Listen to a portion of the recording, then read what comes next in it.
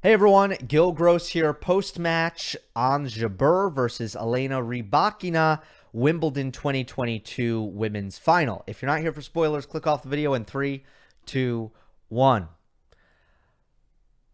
Elena Rybakina, Wimbledon champion, the number 17 seed, someone who for years and years has had unmistakably identifiable talent and assets and firepower, but and has been to many finals, hasn't performed exceptionally well when she's gotten to said finals, but Rybakina breaks through in a huge way.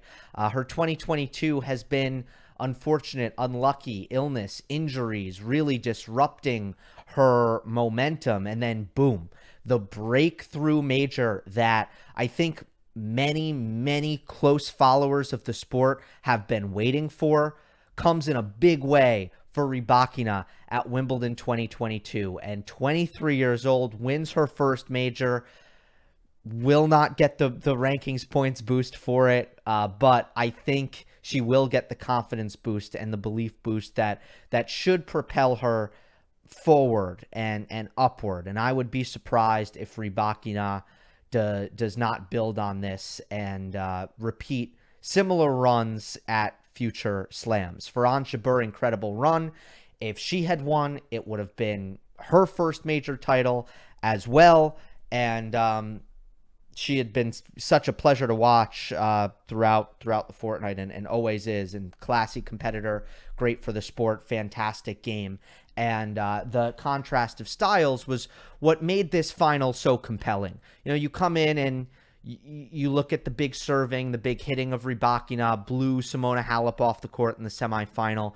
But you know that Halep and Jabeur, there's going to be a pretty big difference in how they play. Halep willing to trade blows from behind the baseline and getting overpowered from that position. Jabeur will never do that with an opponent. She will always change the rhythms, mix the spins and the depths, and insert the slice and the drop shot into those kinds of exchanges.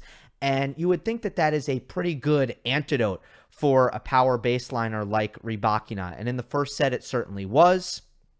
Jabeur was getting a ton of returns back into play and was able to work herself into these rallies. And once she did, she wasn't giving Rybakina anything to attack. And that was the variety. That was not only the soft stuff and the slow stuff that's difficult for Rybakina to really use her power against, but also the injections of pace. Jabeur using her flat forehand and her early ball striking up on the baseline to rush Rybakina. That's another way to take away the power when she doesn't have time on the ball. And just mixing things up, using variety in such a masterful way that Rybakina, who is an attacking player, did not have much to attack. And when an attacking player doesn't have anything to attack, well, they usually attack anyway and they miss. And Rybakina on the official stats makes 17 unforced errors, but to the trained eye, Jabeur's variety certainly played a very big role in many of those unforced errors. And also Jabeur had a good serving set in the first. The second set began at love all with a really poor forehand game by Jabeur. She made 3 forehand unforced errors, and that set the tone for the remainder of the second set, and unfortunately for Jabeur, the rest of the match, where her forehand really let her down in a lot of moments, did not cooperate, and the meat and potatoes of Jabeur's game, her serve and her forehand, was not at a high enough level, even if the other stuff like the drop shots and the variety, the short slices that she brings to the table were often working against Rybakina. You still need to execute in the basic aspects of Jabeur's game, and that's kind of an underrated part of Jabeur's game. The drop shots and such get so much attention that I think it goes neglected that Jabeur has a very potent first serve, especially on grass. The slice stays so low. And that she has a very big, flat forehand that she can get through the court and hit through opponents with. and just too inconsistent in this match. Didn't make enough first serves. Rybakina is an incredible attacker of second serve returns, and that was definitely something that hurt Jabeur, other than the forehand unforced errors. Now, with that said, on Rybakina's serve, this was the thing where you're reminded that even though Jabeur has a lot of things that are really good against power baseliners, and I think had a lot of tools coming in that theoretically were going to bother Rybakina, and did at times, you cannot do anything to prevent Rybakina from serving. She's gonna serve. In the first set, I would have to watch a little bit closer, and I would have to rewatch really and take a closer look. But let's take a look at the speeds. But Jabeur was getting way more serves back in play than she did in the second and the third set. My sense was that Rybakina's serve just clicked. It really picked up. Rybakina averaging 110 miles per hour on her first serve in the first set, up to 111 in set 2, and up to 113 in set 3. So maybe just you could see the confidence slightly rising for Rybakina on the serve. From a percentage standpoint, let's take a look. Rybakina making 58% in set 1, 63% in set 2, and 65% in set 3. So you see that positive trajectory for Rybakina's first serve, but certainly as I charted the match, I was putting a lot more Rybakina ace, Rybakina service winner. That started to really pick up as the match progressed, and I think a crucial passage of play after Rybakina got the break of serve in set 2, that facing break point for Jabeur to even things up at 1 apiece and to regain the momentum, Rybakina hit an ace up the tee, which I think was her first ace of the match, then a service winner out wide, and then converted the game point on the very next point. So that's something to remember. Rybakina, I think, the second best serve in women's tennis right now, better than Pliskova, who has fallen off a little bit. Osaka would probably be the best serve in women's tennis.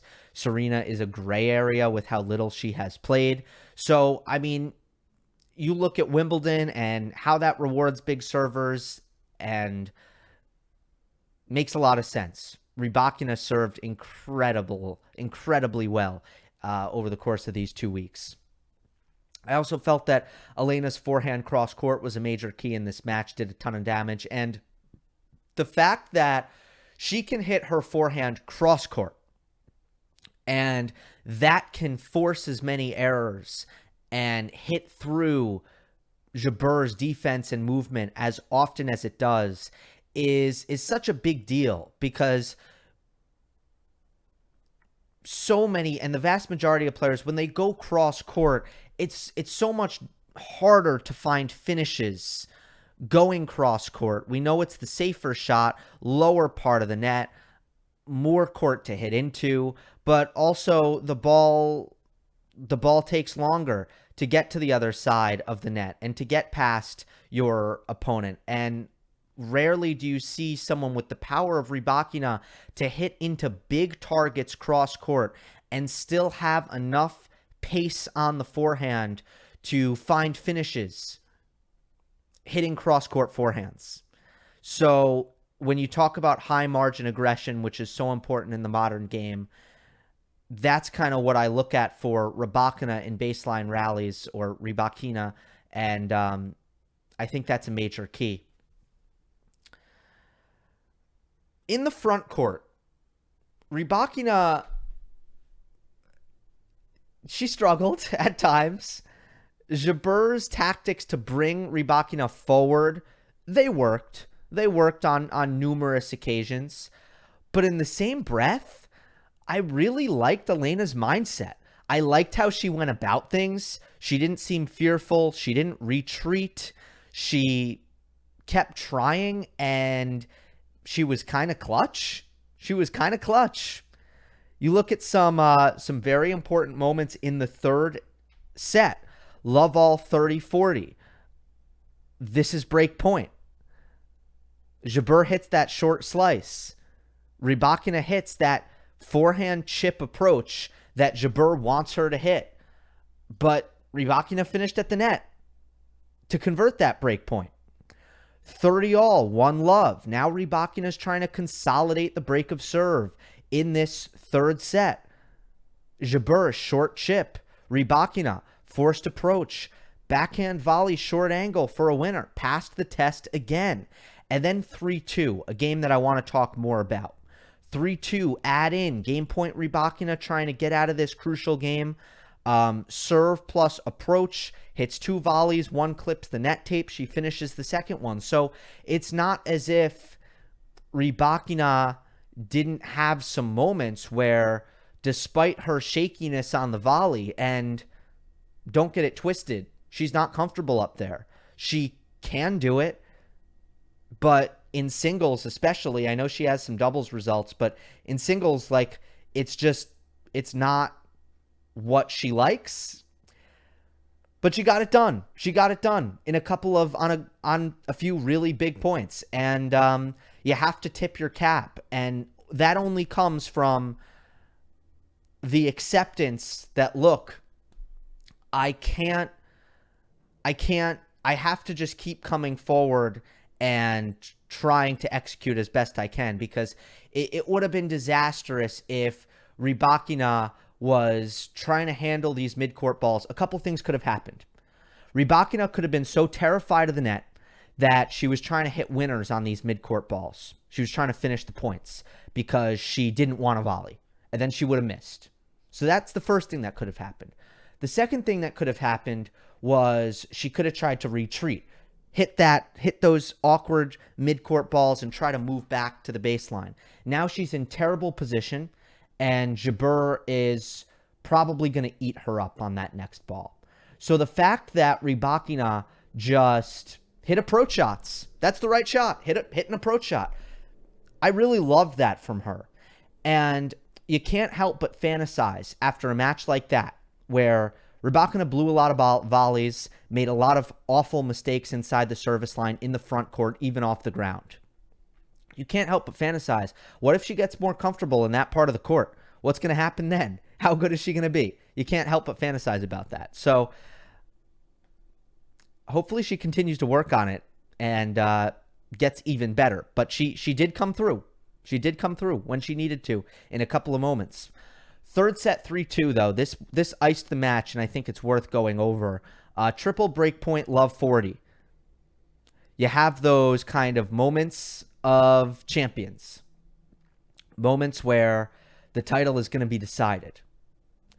And Jabeur gets 3 chances to even things up at 3 games apiece in the third set. Rybakina hits a serve plus forehand cross-court forced error. One of those forehand cross-courts that I'm talking about, where power to a big target cross-court, and it still finishes the point because she has that much power. 15-40, this is the one. This is the one that's going to keep Jabeur up at night. Good movement by Rybakina. She hits a running forehand cross-court, on the run, really good defense here. But Jabeur has exactly what she wants. Rybakina is scrambling out of position. Jabeur has an approach on the forehand. Let's drop shot. Let's hit that drop shot. That's the right play. That's the right shot. And it's wide. It goes wide down the line. And that's the cardinal sin of drop shots. You don't want to miss wide. It stings extra when you miss wide, because width is not what makes a drop shot effective. Depth is. So if you miss in the net, that's excusable. If you hit it a little too long and they get to it, that's excusable. And Jabeur would have still had a chance to win the point. If you miss wide, you're upset. you're really upset. So that was a big mistake by Jabeur. Then at 30-40, huge wide serve by Rybakina. Good return by Jabeur. Nuclear bomb, backhand down the line. Forced error by Rybakina. So you have two serve plus ones, a mistake by Jabeur. Now we're back to deuce. Service winner at deuce. That Jabeur return missed by a centimeter, just past the baseline. It was almost a great defensive return. Good serve by Elena. And then that add-in point that I've already talked about. Rybakina serve plus approach, 2 volley winner. 4-2. Break serve in the next game. 6-2. Wimbledon champion Elena Rybakina. Great performance by her, especially given I really love that she never got passive. I love that she kept going after it, and that was the key in such a nervous situation, such a high-stakes match, where Jabeur, she got a little bit scrambled, and I think she can definitely, moving forward, continue to improve, something that's already improved, but her ability to just stay calm in her execution of the basics of her game under pressure. But we are going to see Jabeur in this position again because the skill set that she owns and the things that she's improved and worked on in recent years is unmistakable. She is the second best player in the world by most metrics at the moment, and we will continue to see that pay off for Ons Jebeur. Congratulations to Elena and her fans. Hope you enjoyed. Don't forget to subscribe, and I'll see you next time.